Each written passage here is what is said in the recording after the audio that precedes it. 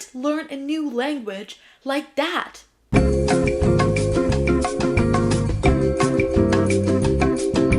Hey you, welcome to this video where you will learn a lot of stuff about language learning. If you're new to my channel, my name is Beyza. I'm an English teacher and French teacher, and I love learning languages, and I have a lot of tricks to tell you about. I will be telling you a lot of stuff about language learning in this video, but first of all, I will start with my journey, with my language learning story, and I will answer your questions at the end of this video. I would like to jump right in so I don't bore you. First of all, as I told you earlier, I'm an English teacher and a French teacher, and you might ask how you can be an English and a French teacher. Back in university, I had the chance to do my double major, so I get the chance to study both, which is a huge privilege, let me tell you that. First of all, you must really know that I am not a native speaker. I wasn't born in this language, which is English. I can comfortably say that I'm the only reason why I got really good at English. Let's start from the beginning. Once upon a time, there was... Oh, no, I'm just kidding. So my language learning process started when I was around 10, 11, the first time when I discovered MTV. Let me tell you something, it was my father's worst nightmare because he didn't want me to watch all these music clips, if you know what I mean. Back in the days, I used to listen to Jennifer Lopez and Rihanna a lot. My ambition to learn this language, specifically English, started there. And I didn't even know a single word in English. And when I started listening songs from MTV, I started repeating everything like a copycat. I was just imitating whatever the singer was saying. I was just moving my mouth according to their mouth, if you know what I mean. At that time, my mom was so surprised that she saw me singing to a Jennifer Lopez Get Right, I guess the song's name, I'm not sure. And she was so surprised that I was imitating it so good. She was like, "Do you know how to speak English?" And I was like, I don't, I'm just imitating it.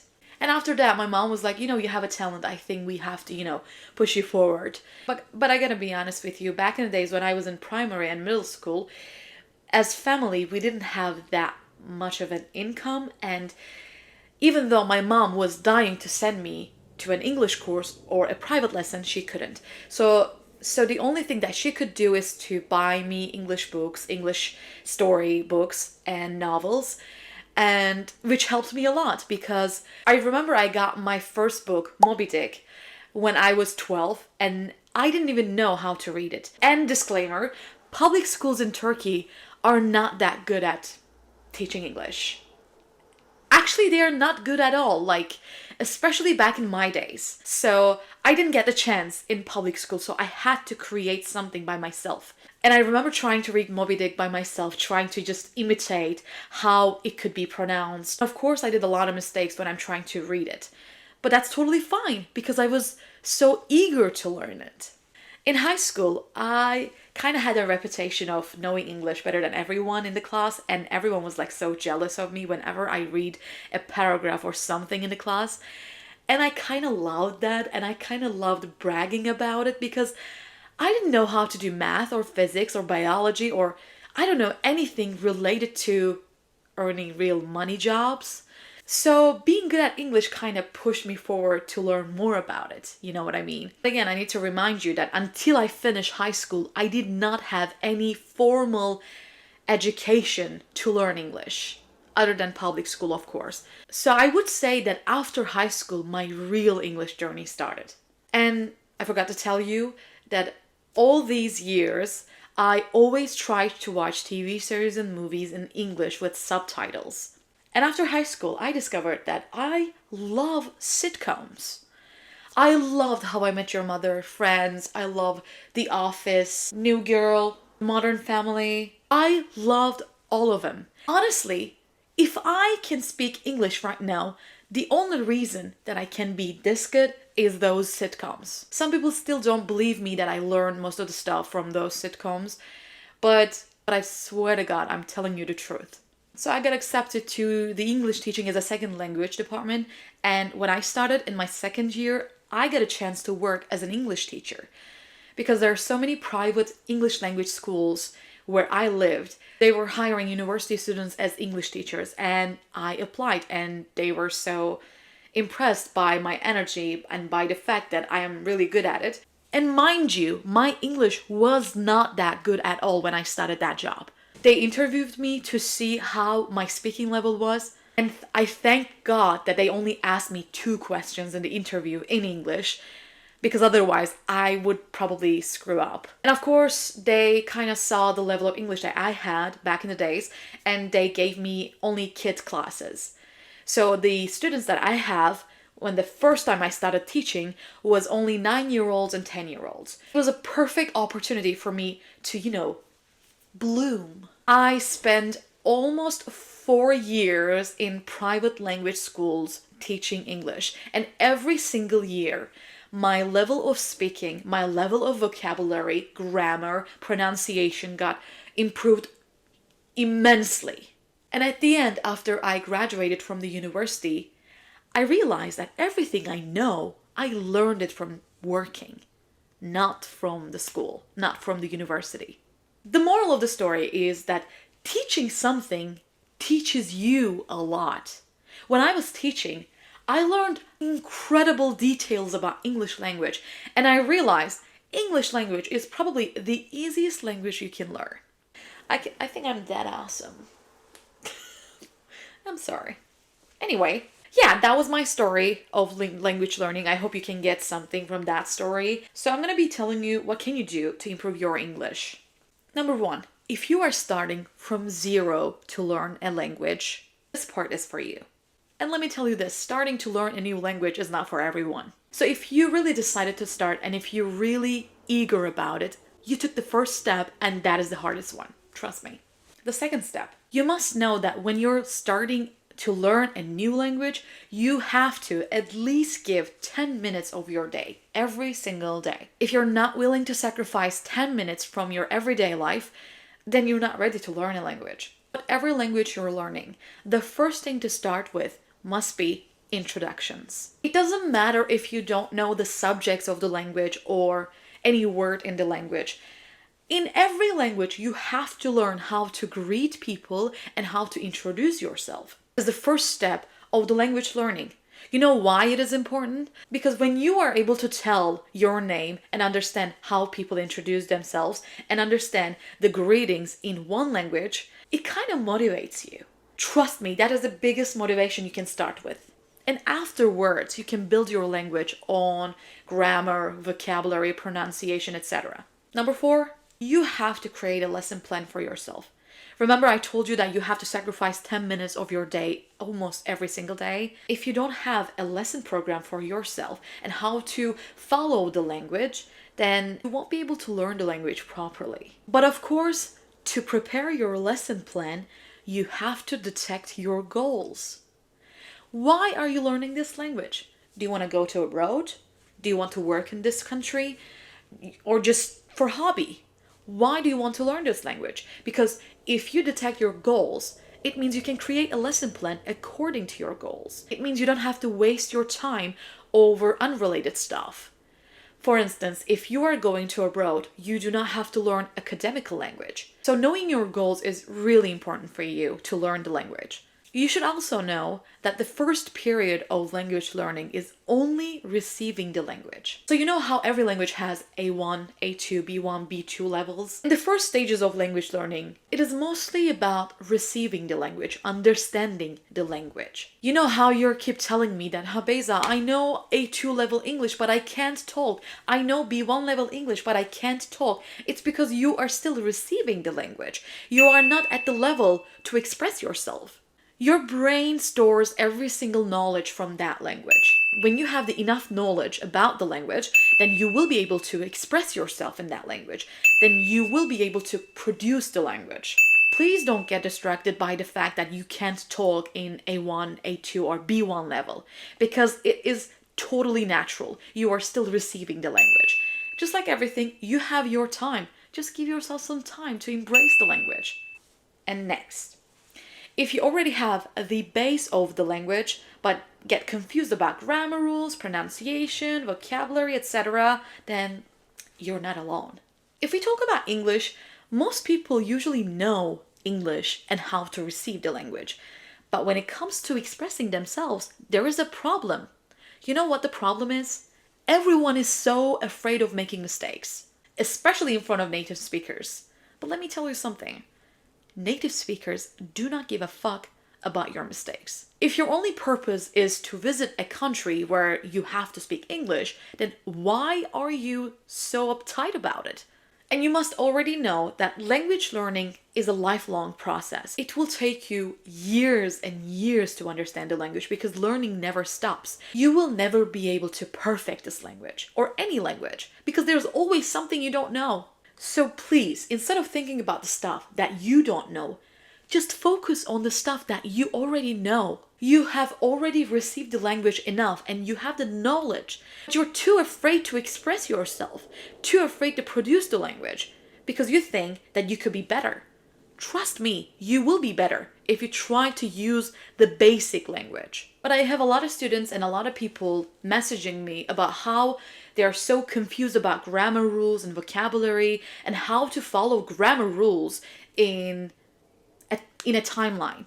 So what I would do and what I have done back in the days is to create a timeline for every single grammar rule. If we're talking about tenses, what you should do is to draw a big timeline and put every single tense on that timeline. So what I mean is that past tenses on the past, present tenses in the middle, and future tenses in the future, etc. So you would know where to start and where to continue. And you would know what tense to use when you need one. Now you might ask, okay, Beza, we handle the tenses. What about the other rules like relative clauses or maybe superlatives? In my opinion, yes, you can learn them from the books. But if you want them to be permanent, I think you have to learn them from life itself. What I mean is that you can watch stuff and observe how other people use those rules in English or in any other language. You know how I learned most of the grammar rules in English? I remember when I was watching How I Met Your Mother and The Office, every time they said a sentence that I did not know the structure, I used to repeat it. Everyone has called me Dwayne all day. I think Jim Everyone has called me Dwayne all day. Michael is using present perfect. This is an incredible example for you to understand present perfect. I have seen it before. A new guy walks into the I have seen it before. A new guy walks into a room. Now, Claire is also using present perfect. You can always detect these rules in TV series and movies, and trust me, it helps a lot. And it is permanent. If you are an advanced learner, so here's the stuff. Advanced learners are usually able to talk, but when there is an academical essay or conversation, they tend to escape from it. I totally understand that it is incredibly intimidating to talk academical English. Let me tell you something. No one is better than you.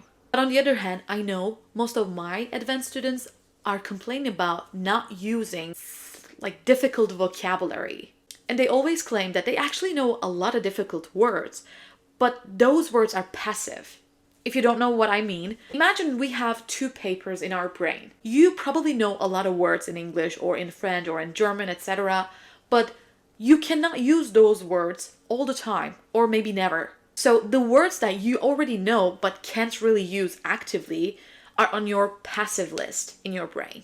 And you have an active list of words that you used all the time. So advanced learners are usually complaining about not being able to use their passive vocabulary. You know what I did? When I was preparing for TOEFL, I used to record myself speaking English about a specific topic. And after recording, I used to watch that video and take notes about what kind of words, what kind of basic words I used in the video. And after that, I used to replace those words with the difficult version of them. And then try to record the same video with the difficult version of the words. Honestly, it worked for me. I learned so many difficult words from recording myself. And some of my advanced students told me that when they are watching something, they cannot watch it without English subtitles, which is so common. Trust me, you are not alone. I used to do this 3 years ago. I couldn't watch anything without English subtitles. But then one day, Netflix somehow removed subtitles from my TV series and movies. I didn't even realize that Netflix removed the captions. And I kept watching the TV series or the movies. At the end, I realized that I actually understand every conversation, even though there are some parts that I could not really make sense.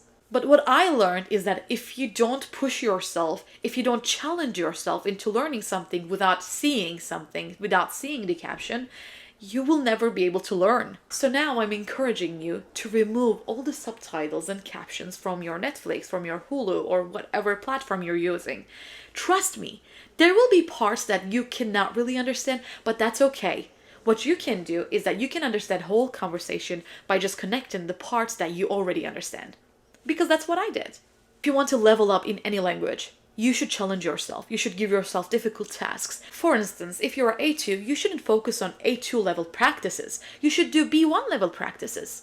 If you are B1, you should do B2 level practices. And aside from all these people, there are also people who already know the language, but start to forget it because they do not have the chance to practice the language.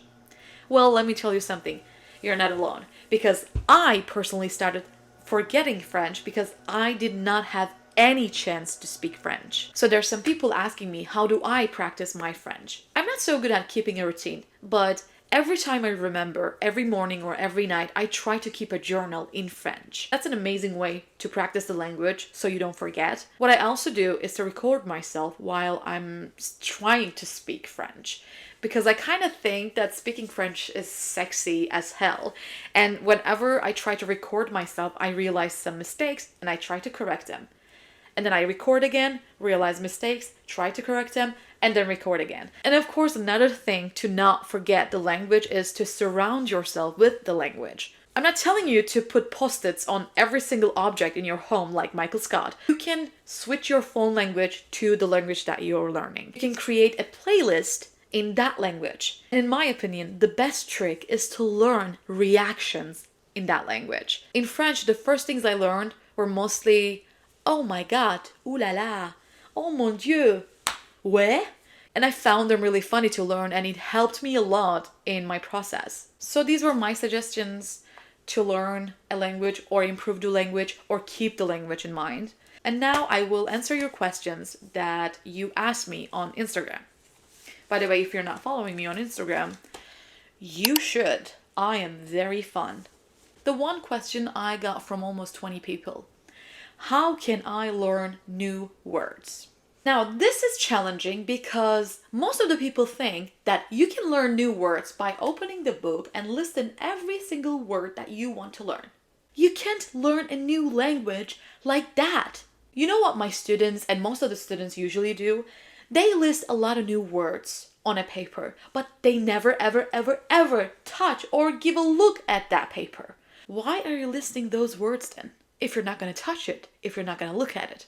My friends used to tell me that it is so effective to write everything because it works perfectly and everything that you write is going to stay on your brain permanently. Now that is, in my opinion, is a bullshit. What I used to do is to listen to new songs and try to understand that one word that I get confused when I'm listening. You know Rihanna's song, Don't Stop the Music? At the end of that song, and also in the middle, I guess, there is this part that most people don't really understand. She says, I'ma say, mama, sa, mama, to sa, I'ma say, mama, sa, mama.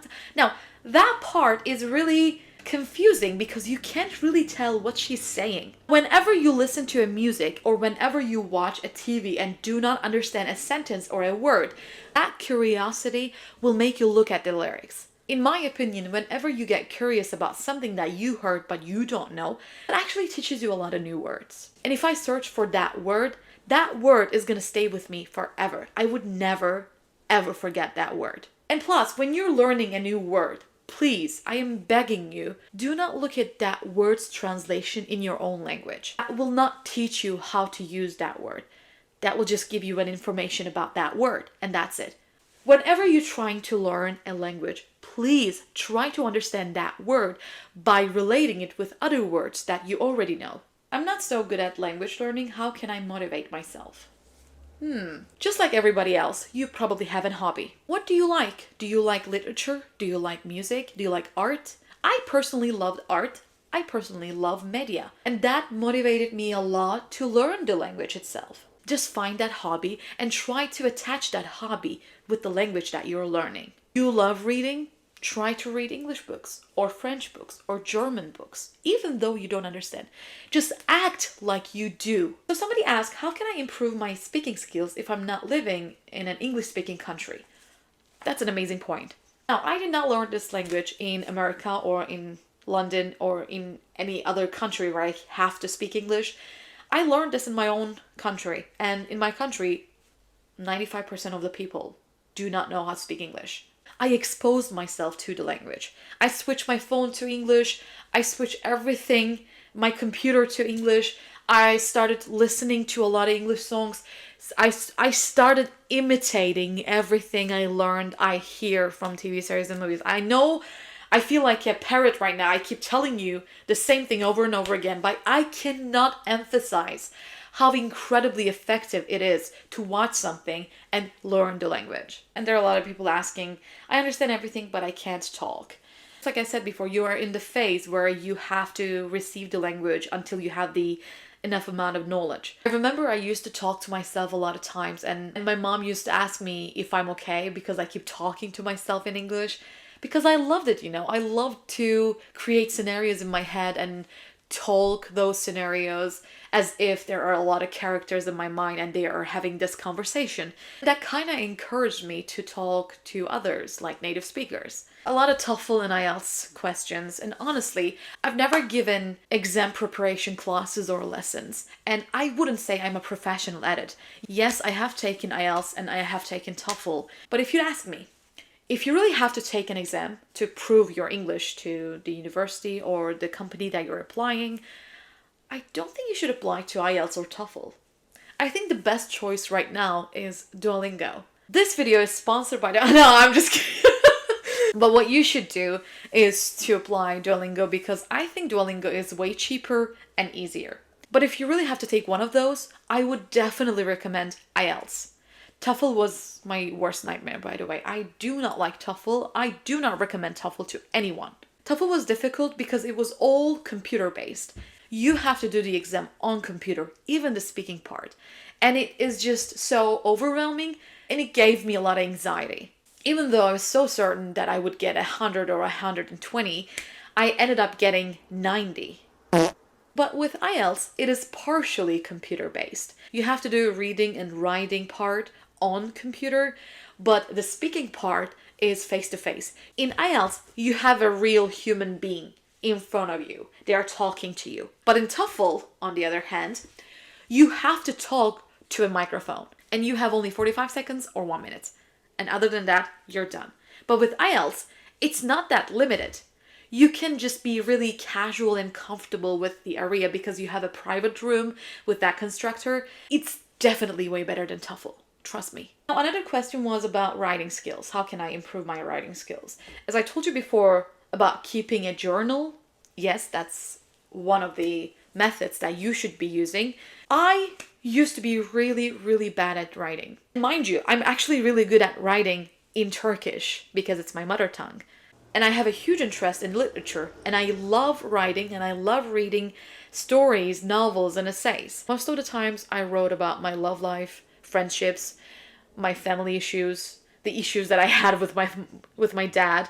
You know, most of these topics actually contain a lot of emotional language, which you have to be using a lot. So writing about my emotions actually helped me a lot about my writing skills, because I have to learn a lot of adjectives, a lot of adverbs, a lot of new nouns in order to, you know, describe my love to someone or their love to me or the connection that we had. And those are the questions. Oh my God, I've been talking for like an hour. That was amazing. I love talking a lot. I love yapping. And this video was an incredible opportunity for me to talk about language learning process and how you can improve yourself. So thank you for listening and thank you for watching me. And if you have any other problems with language learning process, you can always ask me, and you can always leave your comments underneath this video. I always try to answer every single comment every time I can. So I will be answering your questions, and yeah, that's it for today. I hope you learned something from me. Wait, I'm gonna give you the good news about next video. In the next video, I will be talking about how I decided to move to New York and what kind of a process I had to follow. It's gonna be so fun! If you're curious about moving to abroad and visa process and all the issues that you might get, wait for the next week. Wait. Say goodbye. Say goodbye to my astronaut. Bye!